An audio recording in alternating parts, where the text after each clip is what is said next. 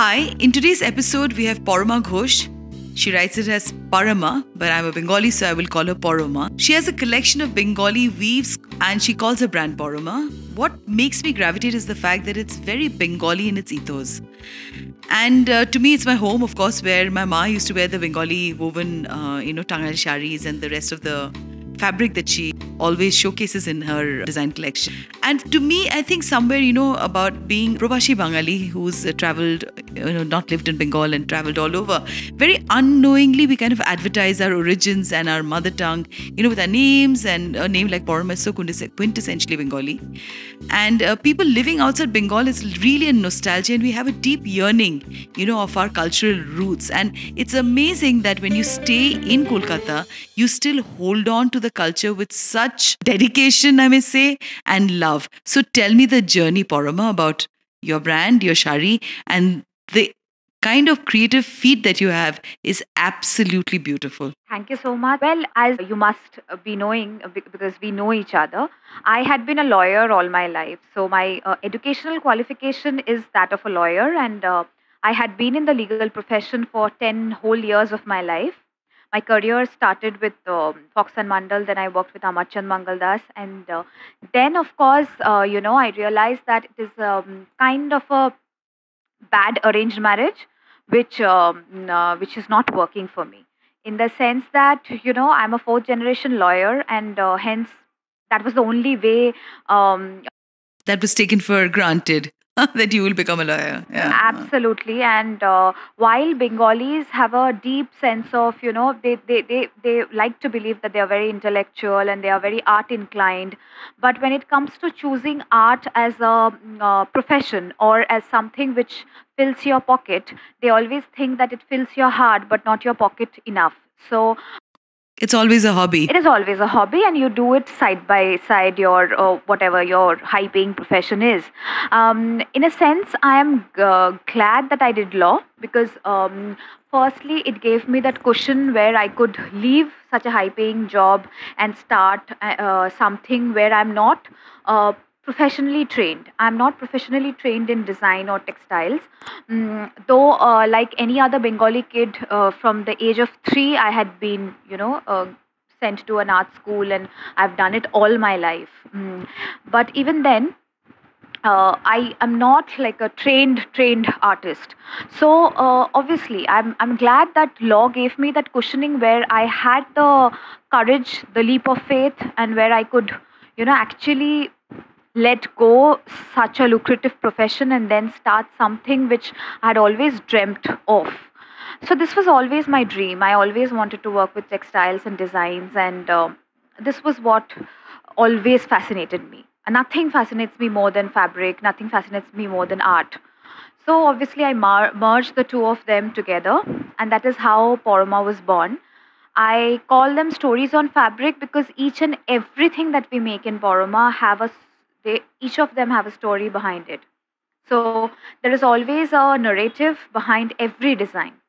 So when you talk about the narrative, tell me a little about one favorite collection of yours. Of course, I remember that I fell completely in love with the one that had photographs of the rickshaw puller, and and it's so quintessentially Kolkata. And I remember picking that up because it was absolutely stunning with white and red, and there was this whole thing on the palla in black. So some narrative of yours that you have, done this as a design sensibility in your collection.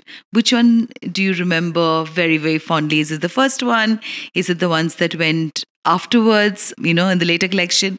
You matured as a designer? Which one? See, for me, my first design was the Polish flower. I feel it is very quintessentially West Bengal, very quintessentially Calcutta. You will see African tulip in parts of Bangalore and south of India, but Polish is slightly different from African tulip, though they look very similar. Polish is something which I have seen all my life in Shantiniketan. I get the goosebumps when I hear you when you say Polish fool. Yeah. I mean, it's spring. It's the eternal flower of love, and most importantly, what always attracted me towards it is its fiery appearance. But at the same time, it has no smell, so there is no distraction. It is only the flower standing in all its glory to you. It was my first design, and it would always be the most favorite child of mine. No matter how many designs I create, in this 6 years, there have been many designs, but that would always be my most favorite. And of course, my whole Calcutta series, which be it the taxi, be it the rickshaw, be it the Howrah Bridge, the entire cityscape of Calcutta, which we did in the form of a silhouette of the city. So anything relating to Calcutta, in a sense, I have never left Calcutta in my entire life. I have grown up here, I have studied here, I've got married here. So for me, there is, if you ask me to name one muse, it would always be Calcutta. And beyond her, I never looked at another muse or never tried to find another muse, because she was a muse good enough. Kolkata is a muse for most of us. I mean, me, I'm a Provashi Hmm. Bangali, and in the initial years, I kind of didn't even realize how Bangali I am. And because you take that Okay. for granted, and especially when you live outside Kolkata, your parents make it a point to make you more Bengali than what you want to be, probably. And it's only in the later years that something that, is so much a part of your identity, your soul. I mean, my soul language is Bangla. I don't know how to express pain, love, and emotion Hmm. in any other Or language anger, but maybe. Bangla. Anger for sure. Anger for sure. Yes, I Yeah. missed that because I was trying to be perfect on the podcast. But yes, anger 100% in Bangla. But so many people I do know that they leave the city because people do believe that Kolkata has got lesser opportunities and it's so much more better for your money and for your growth. You probably leave that city and you go. Of course, I love Kolkata to in my soul. It's my soul city, as I always say. So did you ever get tempted to leave Kolkata? I have a very interesting story to tell you in this regard. I started dating my first boyfriend, who's now my husband, when I was 16. And the first thing I had told him that, I would only date you and get married to you. I mean, in near future, if you, and I was 16, by the way, at that time. I said that only if you never leave Calcutta, and that was my only criterion for marrying him. I just told him that that's the only thing you have to do for me. Other than that, you can do whatever you want to, but you cannot leave Calcutta. And he said exactly what he was also looking for in the person he was, trying to date. What made you think that at 16? And you're still holding that even now? I am amazed by the clarity. I mean, for all the things in life where I lack clarity, I think this made up uh, you know, for all the lack of clarity. This one, I don't know. I was so sure that I wanted to live in Calcutta for the rest of my life, and I wanted to settle with someone who would never leave the city. I don't know. My lifeline is Calcutta. Even at 16, I realized that this is the city I want to call home for the rest of my life. What are those little things about Kolkata that you think that, because to me, when I shut my eyes and I'm talking to you, I can just see the city and I can see the tree, I can see the people, I can see the Didi or the Mashima walking by, the vegetable vendor, I can see the Machir Bajar. What is it about you that you were so sure of? Yeah. I think the pace of the city. I mean, it will sound very strange in a world which is so fast. But for me, I always like the pace in which the city, which most people hate about Calcutta. But I think I was very used to that pace where I would be able to do a job and come back home and uh, have my regular conversation with friends. I can have my tea at my own the pace. I can, walk around the city, walk for hours, which I used to from a very early age. The streets of North Calcutta, though I'm a complete South Calcutta girl, but, I would explore North Calcutta. I would learn the names of the streets. Tell us a little about North Calcutta, because I'm sure quite a few of our listeners won't know what North Kolkata is all about. So there's a clear divide, from initially people used to say that beyond Esplanade, if you go south, it's not Calcutta enough. So when we basically are, my ancestors are from Bangladesh. So when they came to Calcutta, obviously they settled in the southern parts of Calcutta, which initially were not even considered by the so-called North Calcuttans as Calcutta enough. But then now, obviously, the scenario has changed. North Calcutta is what Calcutta used to be. The original, so-called original pin codes of Calcutta, beyond Esplanade towards the north of it. And what fascinates me in North Calcutta is mainly the the entire Chitpur road, which I think is a concoction of all kind of fragrances. Then there's Royal Air Biryani. Then there's the whole, Jorashako. Then there would be the Marble Palace. Everything on Chitpur. Everything. You name one thing. You name the Jatrapara, it's in Chitpur. You name the Goranhata Street, which creates the goddesses' jewelry, so-called goddesses' jewelry. It's alongside Chitpur Road. Kumotuli. Everything. The entire stretch of Chitpur. I can just see it all when you're saying this to me, Paroma. Yeah, yeah. So, be it Nakhoda Masjid, and it's like a confluence of culture, confluence of religion, confluence of all kinds of things that are arty, from Shandesh molds to jewelry, like I said, to Kumotuli, the Thakur Gora, the whole potters colony, everything is there. So, for me, North Calcutta is a very fascinating part of Calcutta. And though I have grown up in South Calcutta, my father used to, make us explore. We would explore Mishti Dokan in North Calcutta, where the best sweets in Calcutta are found. And we would go for, like I said, walks, trying to explore. People would say that, it's very difficult to, you get lost. Oh, I love North Kolkata. I remember this small little barber shop just behind Jorashako. And when you go in there, it's still the same way. You have this high chair and it has a British name because I think that's been passed on to somebody there. And an old barber shop with a Mishti Dokan next to it's just behind Jorashako, and in that lane.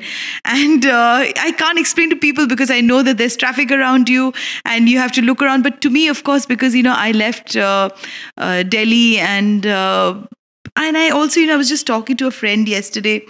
When you're outside Kolkata, there's such a stereotyping for the women that we are. I don't know if you agree with me on that. The big bindi and the lalpar and the big bindi, the lalpar, the aggression, and then they're very intimidated, I think, because in many homes we are brought up really gender free. At least I know so. Yeah, in just an average middle class home, your father raises you to go ahead and do your education. More than the marriage is really not discussed in our homes that fervently. Yeah, for my mother who got married at 28. I mean, in her generation, at her age, I mean, people would really raise an eyebrow that at 28 you're getting married. That's quite late for a girl to get married. I mean, I'm talking about her generation. So, but in our families, it's a very okay thing to get married or not married. So these things, and for us, my father would always say, that education, career, those things were always high extremely on the important, list. very high on the list. Very high on the list. And so, yeah, I mean, extremely progressive that way. You're married also to a Bangali. Yes, absolutely. Why that word absolutely? Absolutely. I think, I mean, like I said, it might be it could be my block. It could be a block of my mind or something. I'm very fond of Bengalis and very used to. It could be my conditioning also. I'm not taking it as a something which is to be very proud about. But I think I'm because I have always lived in Calcutta. I have found my most genuine of emotions come out in Bengali. So it's always easier for me to, no matter how much I converse in other languages, for me, my deepest of emotions would always be the most genuine if I speak in Bengali to someone. And if it's my partner, then all the more. Absolutely, bang on. You could say that again and again.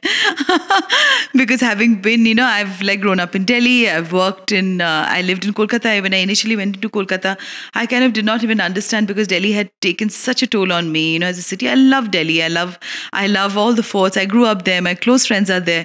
But of course, the Bengali in me kind of, my mother always made it a point to keep that, uphold that. And I didn't realize how much it was entering my entire the fiber of my being. It's only when I left my culture I began to realize how threatened I felt to even express my emotion.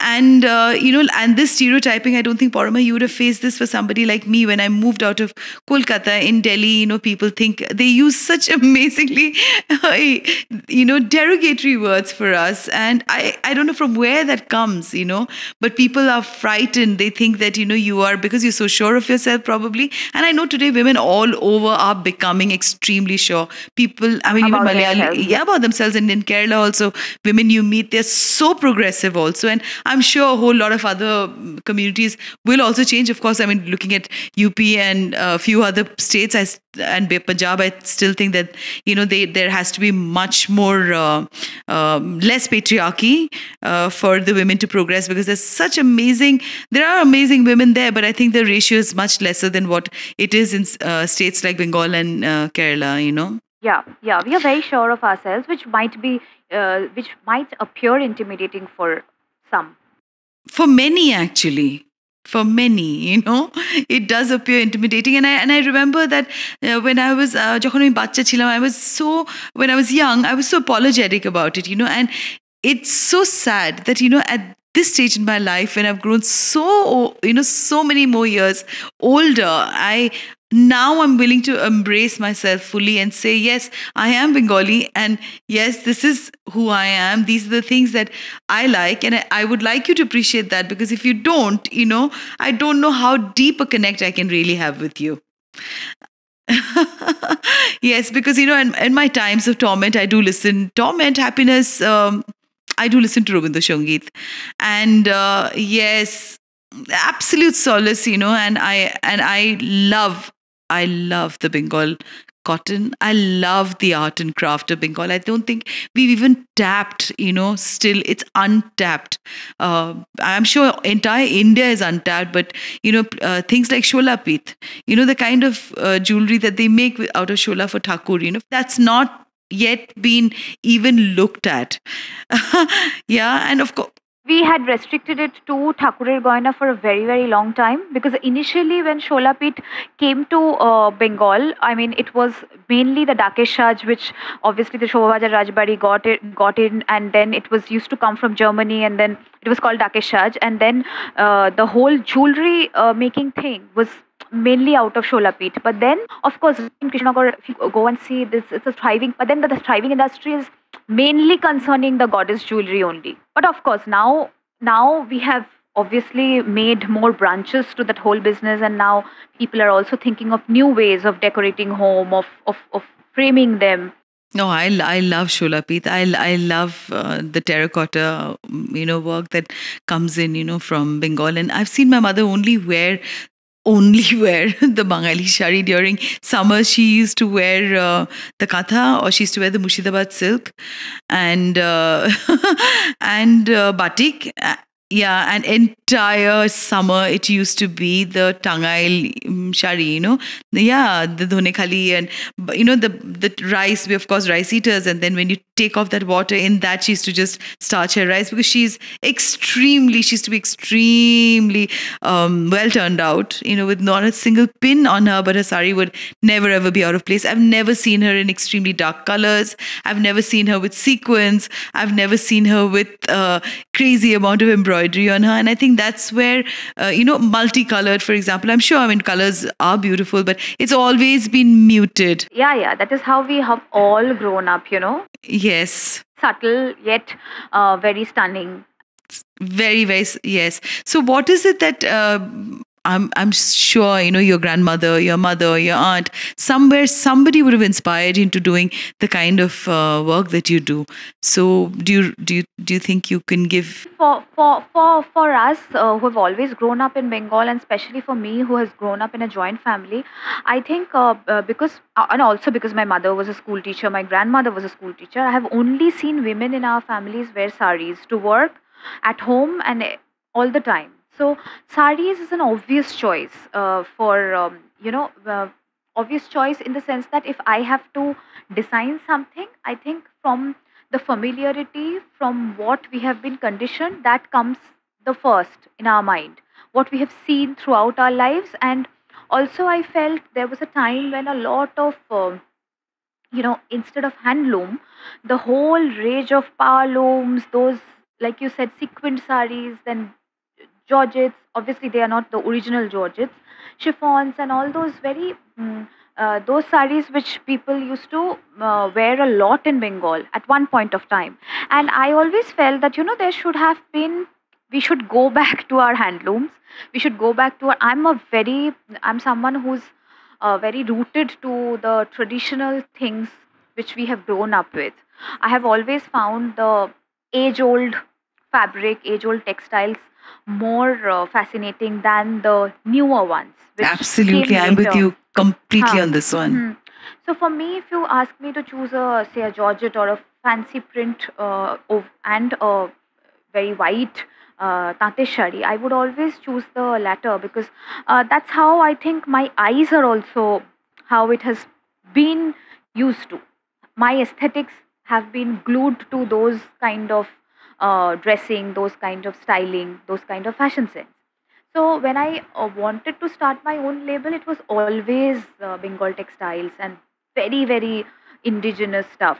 No, I also wanted to check with you, Parma, that apart from doing your designing work, I mean, because I'm sure now with the pandemic, everything is shut. In Kolkata, there is obviously no more the social and the cultural things that used to happen in Kolkata. So, what do you do otherwise? Because I listen to a lot of Bangla music. Tell me some poetry or some music or something that really, really touches your heart. See, we have grown up. Like I was telling someone yesterday that every Poila Boishak, the beginning of the new year, my father would take us to College Street, and then we would buy books for Halkhata. Oh God, you just said it, Halkata. Yeah, so people would buy new books, and for us, obviously, the so-called middle class Bengalis, I have not seen my mother going to really Shakrat Dukan or Goinat Dukan jewelry shop and buying jewelry. We would only go to bookstores and buy a lot of books with a lot of discount because it was the first day of the year, and we would come back with bags full of books. And because College Street always gave 20% discount, we would always buy from College Street. So these were also the parts of growing up. And music, obviously, music. If you are in Calcutta, every I mean, this whole month would be of various functions, so-called parar function and school functions, which would celebrate the birthday of Rabindranath Tagore, and there would also be Poila Boishak functions.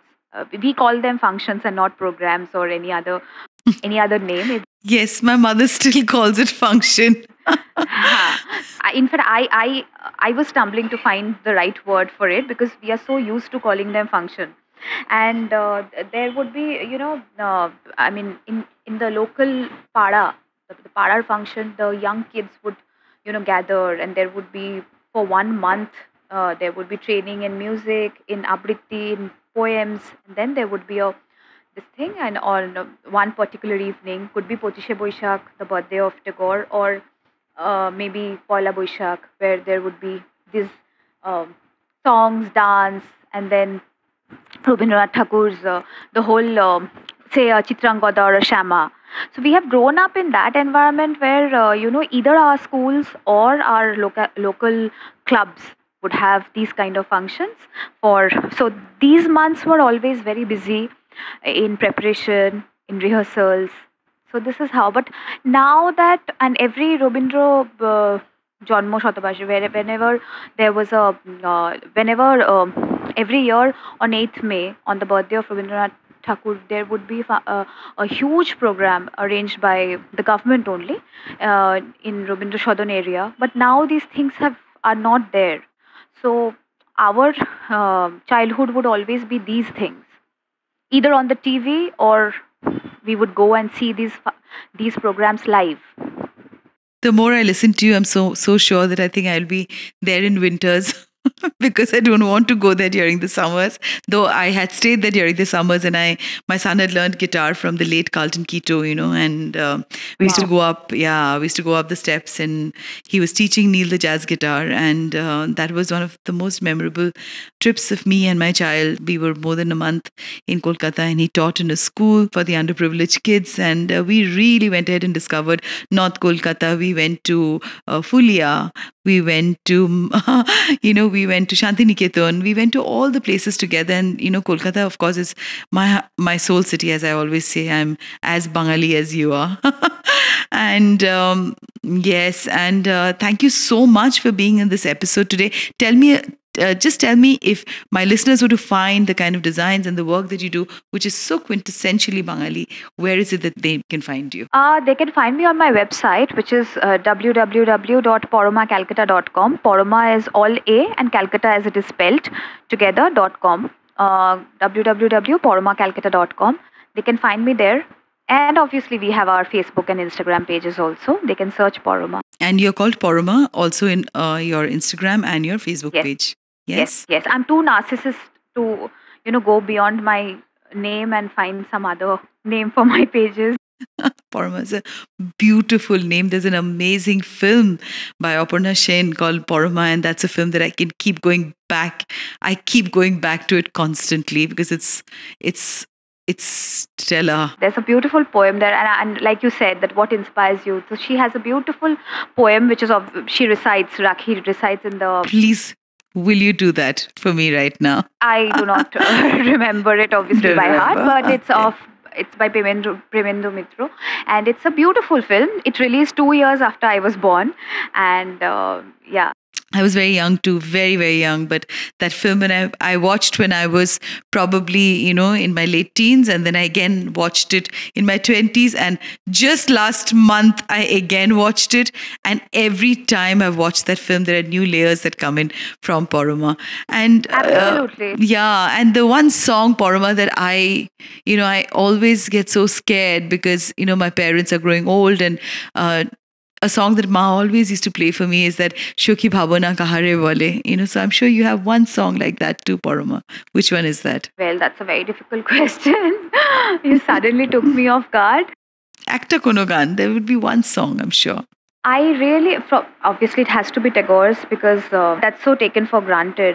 Yes. Actually, there are so many. There's a song called Amar Shokol Kanta Dhonno Kore, Phul Phutbe. I absolutely love that song because it's no matter how many thorns you have gone through, at the end of the day, you'll see the flower bloom. So that is what the song says. That is one of my favorite songs and have given me strength at my most trying times. Thank you so much, Poroma, for being on this podcast. And I wish you lots of luck, and please continue with the passion that you have towards Bangla, Bangaliana, and the Kolkata weaves. And I think they need help, I'm sure, with the pandemic. There's so many weavers and their businesses that have Crumbled, yeah. Absolutely crumbled, because I've traveled inside Fulia and I know what it's like. But I'm sure we will all rise out of this as different people. And kudos for the work that you do. I am an absolute huge fan of your work. And thank you again. Thank you so much. Dhanyabad. Thank you. Thank you.